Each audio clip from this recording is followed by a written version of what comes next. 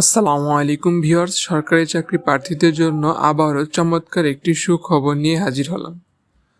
সমাজ কল্যাণ মন্ত্রণালয়ের অধীনে সমাজসেবা অধিদপ্তর রাজস্ব খাতে শূন্য পদ পূরণের জন্য একটি বিশাল নিয়োগ বিজ্ঞপ্তি প্রকাশ করেছে। এখানে বাংলাদেশের প্রায় সকল জেলার যোগ্য প্রার্থীরা সম্পূর্ণ অনলাইনের মাধ্যমে আবেদন করার সুযোগ পাবেন।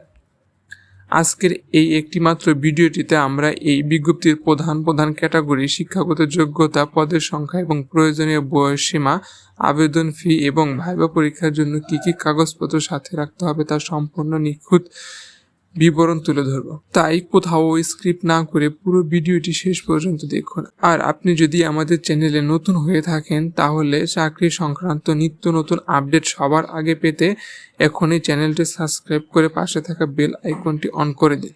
এই বিজ্ঞপ্তিটিতে অনেকগুলো ক্যাটাগরিতে প্রচুর জনবল নিয়োগ দেওয়া হচ্ছে। ভিডিও বেশি বড় হয়ে যাবে, তার জন্য আমি যে বড় ক্যাটাগরিগুলো আছে, প্রধান ক্যাটাগরিগুলো আছে সেগুলো নিয়ে আলোচনা করব। বাকিগুলো আপনি সার্কুলার থেকে দেখে নেবেন। সার্কুলারের ছবির লিঙ্ক আমি ডিসক্রিপশনে দিয়ে রাখবো, সেখান থেকে দেখে নেবেন। এর মধ্যে সাধারণ এবং সবচেয়ে আকর্ষণীয় পদগুলো আপনাদের সামনে তুলে ধরছি এখন। প্রথমে সমাজকর্মী, ইউনিয়ন পৌর, পদ সংখ্যা 312টি, সব মিলিয়ে পদ সংখ্যা হচ্ছে 324টি। এতে আবেদনকারী শিক্ষাগত যোগ্যতা কোনো স্বীকৃত বোর্ড হতে ন্যূনতম দ্বিতীয় বিভাগে উচ্চ মাধ্যমিক বা সমমান পরীক্ষায় উত্তীর্ণ হতে হবে। অফিস সহায়ক, পদ সংখ্যা 478টি। এই ক্যাটাগরিতে আবেদনকারীর শিক্ষাগত যোগ্যতা কোনো স্বীকৃত বোর্ড হতে মাধ্যমিক, স্কুল সার্টিফিকেট, এসএসসি বা সমমানের পরীক্ষায় উত্তীর্ণ হলে আপনি আবেদন করার সুযোগ পাবেন। কারিগরি প্রশিক্ষক, উপজেলা, পদ সংখ্যা 157টি। এই ক্যাটাগরিতে আবেদনকারী শিক্ষাগত যোগ্যতা এসএসসি বা সমমান পাস, তবে সংশ্লিষ্ট ট্রেডে কম্পিউটার, মোবাইলিং, রিপেয়ারিং বা সেল কমপক্ষে 6 মাসের ট্রেড কোর্স সনদ থাকতে হবে। অফিস সহকারী কাম কম্পিউটার মুদ্রাক্ষরিক, পদ সংখ্যা মোট 152টি, স্থায়ী 76টি, অস্থায়ী 76টি। এতে আবেদনকারী শিক্ষাগত যোগ্যতা উচ্চ মাধ্যমিক, এইচএসসি বা সমমান পাস। কম্পিউটার টাইপিং এর গতি প্রতি মিনিটে বাংলায় 20 শব্দ এবং ইংরেজিতে 20 শব্দ করতে হবে। ফিল্ড সুপারভাইজার, পদ সংখ্যা 30টি, স্থায়ী।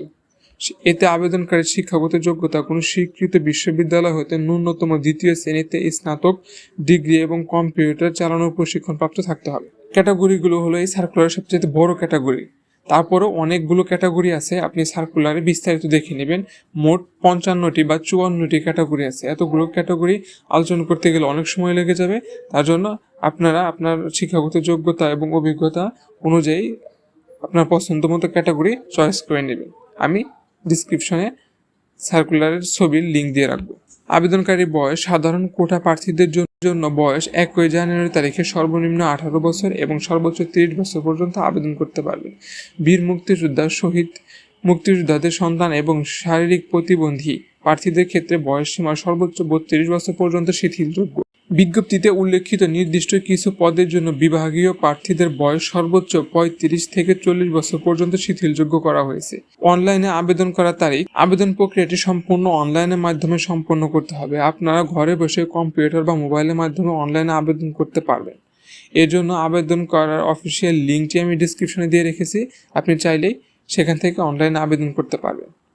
অনলাইনে আবেদন শুরুর তারিখ ও সময় 2 জুন সকাল 10 ঘটিকা থেকে এবং অনলাইনে আবেদন শেষের তারিখ ও সময় 23 জুন বিকাল 5 ঘটিকা পর্যন্ত আপনি অনলাইনে আবেদন করতে পারবেন।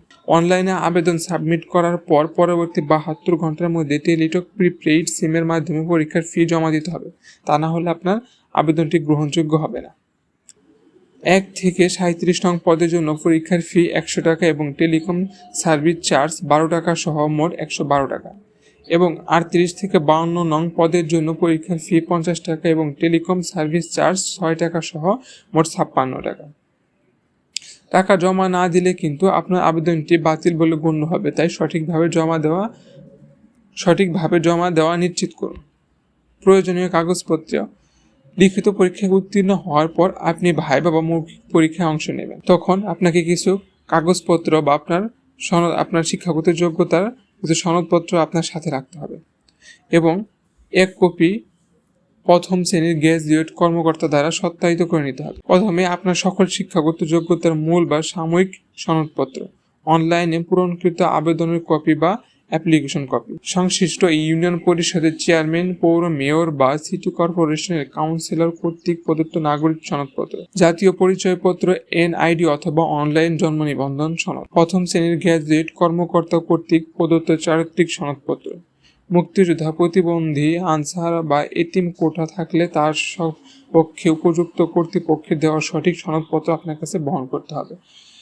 এবং প্রত্যেকটি যে কাগজপত্রের কথা বললাম প্রত্যেকটি কাগজপত্রের 1 কপি করে ফটোকপি সত্যায়িত সাথে বহন করতে হবে। তো বন্ধুরা, এই ছিল সমাজসেবা অধিদপ্তরের বিশাল নিয়োগ বিজ্ঞপ্তি, যেটা এই মে মাসের সবচেয়ে বড় বিজ্ঞপ্তি এবং ঈদের আগে শেষ বিজ্ঞপ্তি। আশা করি ভিডিওটি আপনাদের ভালো লেগেছে এবং উপকারে এসেছে। ভিডিওটি ভালো লাগলে অবশ্যই একটি লাইক দিন এবং আপনার চাকরি প্রার্থী বন্ধুদের সাথে শেয়ার করতে ভুলবেন। আপনার কোনো জিজ্ঞাসা থাকলে নির্দ্বিধায় কমেন্ট বক্সে আমাদের লিখে জানান। নিয়মিত সরকারের চাকরির সকল খবর, বিভিন্ন পরীক্ষার প্রস্তুতিমূলক ভিডিও পেতে আমাদের চ্যানেলের সাথেই থাকুন। দেখা হবে পরবর্তী ভিডিওতে। ততক্ষণ সবাই ভালো থাকুন, সুস্থ থাকুন এবং ঈদ যাত্রা সবারই শুভকর হোক এবং ভালোভাবে সবাই ফিরে আসেন সেই দোয়া রেখে সবার সাথে ঈদ ভালো কাটুক। সবাইকে অগ্রিম ঈদ মোবারক। আল্লাহ হাফেজ।